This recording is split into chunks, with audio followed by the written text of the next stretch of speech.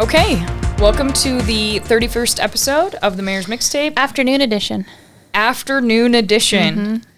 I am Haley Sue Robinson, Director of Public Affairs. I'm Heather Graham, City of Pueblo Mayor. Pueblo. Jeez. Sorry.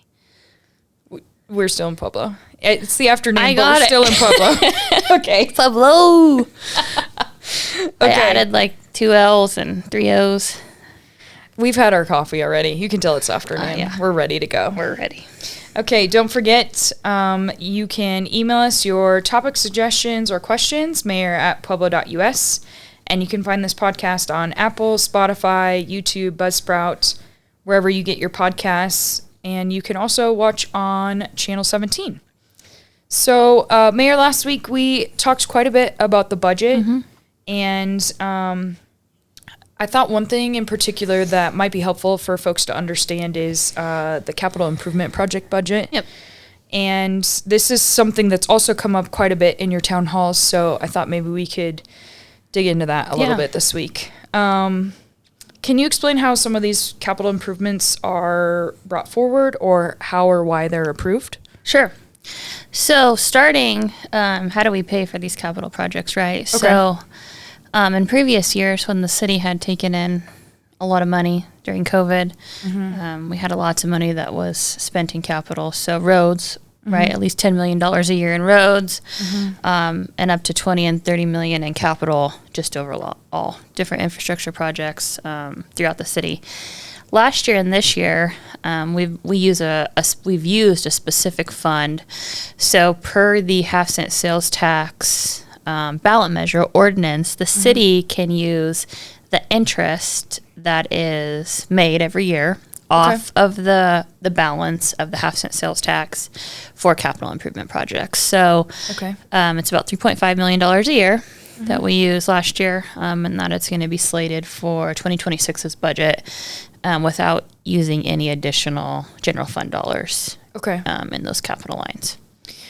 But that's not necessarily something we can bank on every year because it's based on... dependent on, the fund balance. Okay. So at this point, that is a good use of the funds because we have a higher... It's the only use of the funds, so you can only use it for capital improvement projects in the city. I just mean it's a good use of the funds because there's a... Because we don't have any money. Well, yeah. So you're getting creative. Yep. Okay. But then how are those projects brought forward, or how do they get approved? Sure. So when we have our budget meetings with the directors, part of their budget, when they bring reclassifications,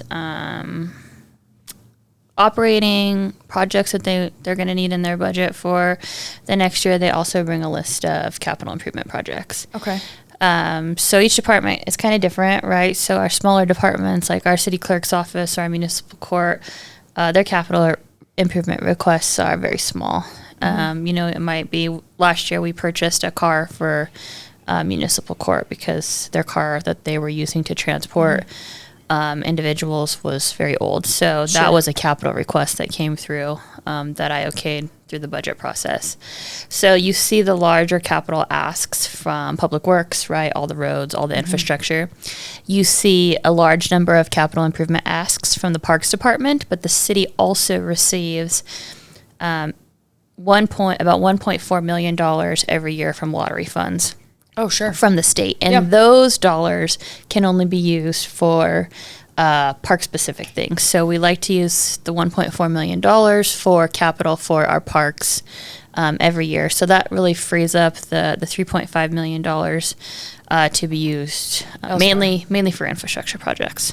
So like those lottery funds, an example of that would be the slab. The slab, yep. Okay. And I know we've seen... Parks equipment, pool equipment, any kind of... anything just like parks improvements. Parks improvements. Yep. Yeah. That money can be slated for. But so then that allows our capital improvement project funds to really serve public works. Yep. Okay. Public works, police, fire. Sure. If you go to in our budget book, if you go to the capital improvement plan line item, you can see the detail. it'll tell you the project starting off, where it's funded from. So whether it's general fund, the economic development interest that I talked about, the E911 enterprise funds from wastewater or stormwater, highway user funds, and then lottery funds is the CTF line. Even some of the enterprise funds would be from the golf courses. Or the golf courses, yep. Like I know one project that was completed this year was the cart path renovation. That was a question that you actually received at one of your town halls was, can we use some of the excess funds from the enterprise of the golf courses to fund roads? Yeah, no. You can't mix the money. Okay. I thought that was, I think that's a fairly good ask, though, for folks to understand. No, how does the budget work? Why does this pot of money go towards this? Because the individual who asked said, hey, I'm not a golfer. Yeah. I don't want to have to pay into that. And I think the way that you explained it was, it's okay, you don't. Yeah. The funds that are generated is based on someone like myself. I am a golfer. Yeah, so when I go play at Walking Stick or Elmwood, it's my tee time and then my greens fees and the cost of the carts. And that's what makes up the enterprise fund. So regular everyday folks who don't play golf aren't paying into that enterprise fund. Right. Yeah. Yeah. But I think that's a good question for folks to understand. How does this budget work? Yeah. Why are some funds earmarked in certain ways, or why can't we mix them? Right. Yeah. And then, since I became the mayor, one thing that I really wanted to focus on is making sure that the projects that were asked by directors are completed within that calendar year, right? Like, if you're going to do, let's see here, like the technology upgrades, right? We budgeted $1.5 million. We met in March. We met again halfway through the year to make sure that those funds are going to be expensed through the 2025 budget. Okay. Because I think people want to see tangible items with their tax dollars. They don't want to see this revolving, ongoing fund that you're just putting like $20,000 in every year until you get to that $1 million to get this project done right. Because at that point, the project's way more expensive than it was when you started. And I think people like to see what their tax dollars are being spent on right away. Yeah, that makes a lot of sense. Yeah. So can you explain some of the projects that have been completed this year as part of the capital improvement projects in 2025? So, one of the big is the city building repairs. If people have been to, or for City Hall security upgrades. I'm sorry, if you've been to City Hall lately, you see that we now have the metal detectors on both sides. Obviously, it's a government building, trying to make it more safe for the people who work in this building and the people who come to this building. And also, City Hall is an event space. So Memorial Hall is rented out for concerts or events, so really just to help with security and safety. Yeah. So we've seen that one's been done. We allocated $350,000 for the drones as first responders. And I know you and I did the podcast from the Real Time Crime Center where we got to see one of those drones. Right. So that project will be completed this year. Great. The small SUV for municipal court we talked about. The fence around El Centro. The restroom fence in the backside. That was completed. We've allocated $200,000 a year to the fire stations, the older fire stations who aren't three of the new ones, to help with some of those safety measures that need to happen. Okay. In those older stations. So, let's see here. Citywide cleanup projects, $200,000. So we use that as a capital improvement plan when we do our 2 large citywide cleanup projects to pay for all the dumpsters, the dump, anytime we do the tree removal because of the storms. That also comes out of that money. I think that's one thing in particular. So if you look in the budget line detail, I think it's actually on your next page, and there's a line item, and it is consistent for the next 5 years, and it's $200,000 each year. It's part of the 5-year plan project detail chart. Why is it $200,000 each year? For the fire stations? Oh. No, for the cleanups.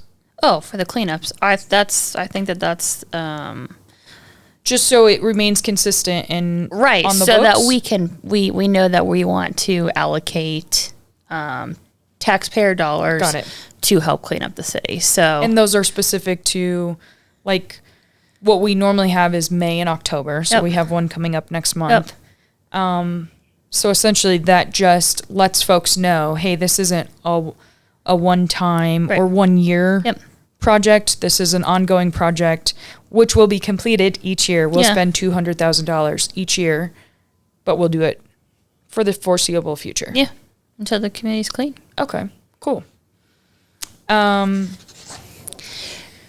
Let's see.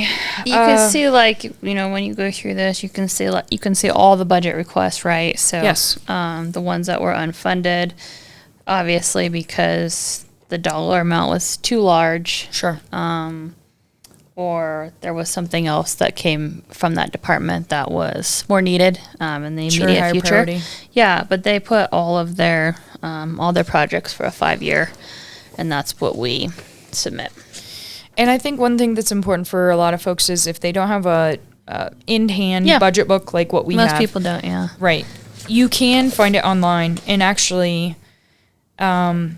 we went through the OpenGov process a couple of years ago, and it's much more easily readable and accessible. Mm-hmm. I feel like before you had like the little charts and you were kind of Yeah. squinting and looking, and it's a lot easier. You can go by each department. Yep. You can look in the public works or stormwater, and go line by line and find all of those things. Mm-hmm. Anything else about capital improvement budget that you think folks don't understand, or that you'd like them to understand better? You know, for next year, we have some great projects that have been asked to come forward. So City Council will see those on the 20th. They'll be at the Planning and Zoning Board. That's also part of our charter that we have to submit the capital requests. And for next year, and for as many years as we can, as we have that interest, we are going to be making the payment for PMJC. Oh, sure. For the air conditioner, right? Because that's a capital improvement to the building. Right. And then the payment for what we're going to be calling CAB, the city annex building, which is going to house all of our other departments. We'll be making those payments because they are capital improvement projects from this capital improvement allocated interest. Okay. And so that's also going to save the general fund on taking the hit for those two larger projects. That's exciting. Yeah. Okay. Great. Yeah, we think it's a great use of the fund. And I think another thing that is kind of exciting, it's a capital improvement project, not necessarily from general fund balance, but we just posted about it. Yeah. Is the start of the Central Turf soccer field. Yeah. And that was funded through ARPA dollars. We saw a lot of ARPA dollars funded towards capital improvement projects, also funded by PURA, District 60, the Central High School Foundation. Yeah.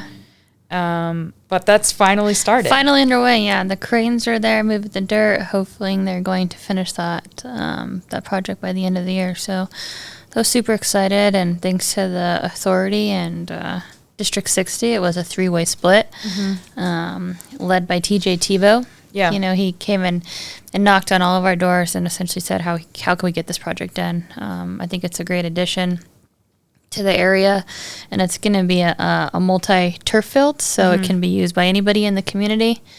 So we're looking forward to that. I think it'll be exciting, especially in that neighborhood. You know, a lot of folks, we've heard from people saying it's difficult to access soccer fields or get for fields. practice, Yeah. But, I mean, even for lacrosse or just generally speaking in the neighborhood, we have lots of parks.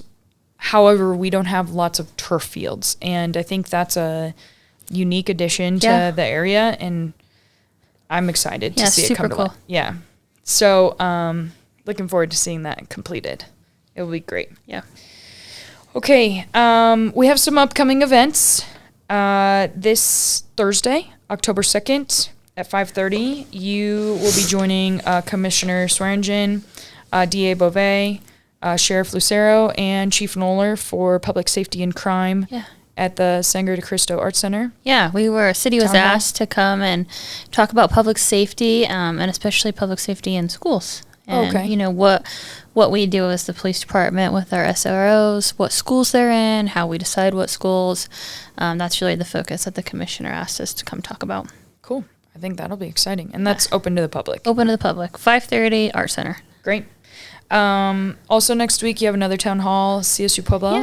Yeah. Tuesday, October 7th, also at 5:30, Oshiato Student Center in the ballroom. I know they're technically in District 2, and so you'll probably talk about some District 2 specific projects, but maybe kind of overall what's going on in the city. And absolutely. Hear from the students and find out what their questions are too. Yeah. And then also, upcoming, we'll probably announce this quite a bit, and that way people will say, I knew about it and I could participate, is the Team Up to Clean Up, the twice annual event that we do. Yep. So we'll have 3 locations, CSU Pueblo, Colorado State Fairgrounds, and then Recycle Works for green waste. That's on Saturday, October 18th. And we do that from 8 to 3. Yep. So that'll be exciting too. It's always a good time. Yeah, we always have a good time. Makes you feel accomplished after it does. Yeah. You know, you're usually out there. Yep. Picking up trash and mattresses and couches and whatever else. Yeah, it's a good day for the community. It is a good day. Any other upcoming events? Oh, tonight we have the Chamber and League of Women Voters and NAACP. I think it's a 3-way kind of for the debates. For the debates, they're going to be hosted at Hogue Hall at PCC. So tonight we have school board, 60 and 70 District 3 candidates, and the ballot measure. So I'll be there debating the anti-mayors. And then tomorrow night we have District 1 at large. And what am I forgetting? Civil Service Commission. And Water Board. And Water Board's tonight. Oh, Water Board's tonight. So Civil Service Commission tomorrow night. Same place. Debates start at 5 o'clock. So those are always a good time to come in. Just learn what your candidates, what they, foresee in their future. Mm-hmm. I know last week we attended the Latino Chamber candidate forum luncheon. There's lots of opportunities coming up in the coming weeks to stay informed and find out who your candidate is, depending on what district you live in, or if you're city versus county, what you're voting for District 60 and District 70 school board, and how that affects all of us. So, yeah, it'll be exciting. Yeah. I'm sure we'll see you at all of them. Oh, it's like my favorite time of the year, election time. Okay, great. Any other upcoming events or things we need to know about? There's always more to know. Yeah, I'm pretty booked every night this week, and next week and the week after. So there's a lot of stuff going on in our community, a lot of cool events coming up. And so the Art Center has their groundbreaking on Friday for their October 3rd. Their new elevator and maybe some other improvements that they're going to be doing to the building. Improvements. Yeah, so that's also and on Friday. And tomorrow, Lucero we Library. have Lucero. That's why I'm like, I know I'm so booked. I can't believe we forgot that one. Yeah. So Lucero Library opens October 1st. We are really excited about tomorrow. That one. Very cool. We got to see a sneak preview of it when it was well under construction. So looking forward to see all the great work that they did over there. I knew we were forgetting something. I was like, there's something else. And I knew it was this week. Great, yeah. So we have a lot going on and very excited to celebrate a lot of good things going on in the community. Agreed. Okay, well, I guess that's all the time we have for now. Okay. Don't forget, you can email us your questions or topic suggestions, mayor@pueblo.us, and you can find our podcast on YouTube, Apple, Spotify, Buzzsprout, wherever you get your podcasts, and on local channel 17. We'll see you next week.